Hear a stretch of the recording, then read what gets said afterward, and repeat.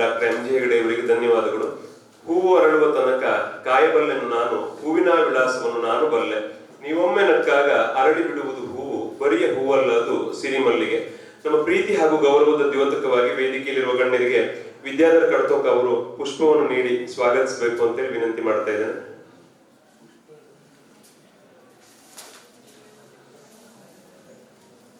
ಇವತ್ತಿನ ಕಾರ್ಯಕ್ರಮದ ಕೇಂದ್ರ ಬಿಂದು ಶ್ರೀಯುತ ಜಯಂತ್ ಕಾಯ್ಕಿಣಿ ಅವರಿಗೆ, ಹಾಗೆಯೇ ಪ್ರಾಚಾರ್ಯರಾದ ಡಾಕ್ಟರ್ ಡಿ ಎಲ್ ಹಂಬಾರ್ ಅವರಿಗೆ, ಹಾಗೆಯೇ ಡಾಕ್ಟರ್ ಸುರೇಶ್ ಎಸ್ ಇವರಿಗೆ, ಹಾಗೆ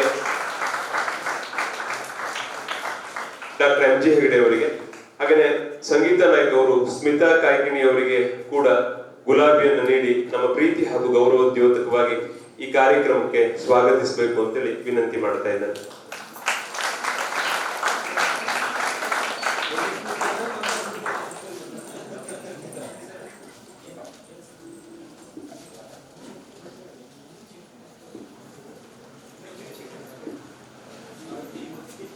ನರಸಿಂಹ ಮೆಹ್ತಾ ಅವರು ಬರೆದಿರುವಂತಹ ಒಂದು ಗುಜರಾತಿ ಭಜನೆ ವೈಷ್ಣವ ಜನತೋ, ಅದನ್ನ ತುಂಬಾ ಚೆನ್ನಾಗಿ ಸೊಗಸಾಗಿ ಭಾಷಾಂತರ ಮಾಡಿದವರು, ಭಾವಾಂತರ ಮಾಡಿದವರು ಜಯಂತ್ ಕಾಯ್ಕಿಣಿ ಅವರು.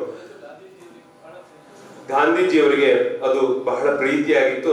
ಅದನ್ನ ಅನೇಕ ಸಲ ಗಾಂಧೀಜಿಯವರು ಅನೇಕ ಹಾಡುಗಾರರಿಂದ ಹಾಡಿಸಿಕೊಂಡು ಕೇಳ್ತಾ ಇದ್ರು. ಹಾಗಾಗಿ ನಾವು ಅದನ್ನು ತುಂಬಾ ಚೆನ್ನಾಗಿ ಭಾಷಾಂತರ ಮಾಡಿರೋದು ಅದು ನಮಗೆ ಕೂಡ ತುಂಬಾ ಅಚ್ಚುಮೆಚ್ಚು.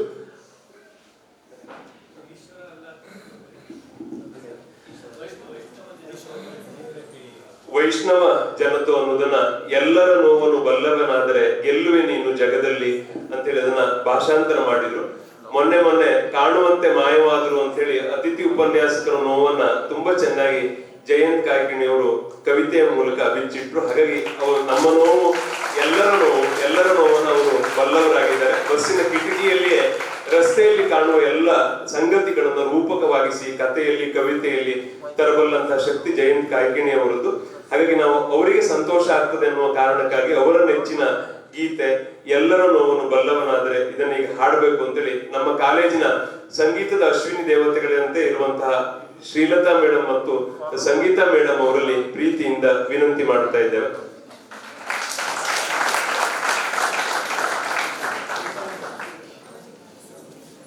ಹಾಗೇನೆ ನಮ್ಮ ಕಾಲೇಜಿನ ಉದಯೋನ್ಮುಖ ಸಂಗೀತದ ಪ್ರತಿಭೆ ಮನೋಜ್ ತುಂಬಾ ಸೊಗಸಾಗಿ ಸಂವಾದಿನಿಯಲ್ಲಿ ನುಡಿ ಸಾಣಿಕೆಯಲ್ಲಿ ಸೈ ಅಂತ ಅನಿಸ್ಕೊಳ್ತಾ ಇದ್ದಾರೆ.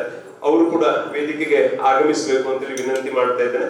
ಹಾಗೇನೆ ಸಂಗೀತ ವಿಭಾಗದ ಮುಖ್ಯಸ್ಥರಾದಂತಹ ಎನ್ ಜಿ ಅನಂತಮೂರ್ತಿ ಸರ್ ಅವರು ತಬಲಾದಲ್ಲಿ ಸಾಥ್ ನೀಡಲಿಕ್ಕಿದ್ದಾರೆ.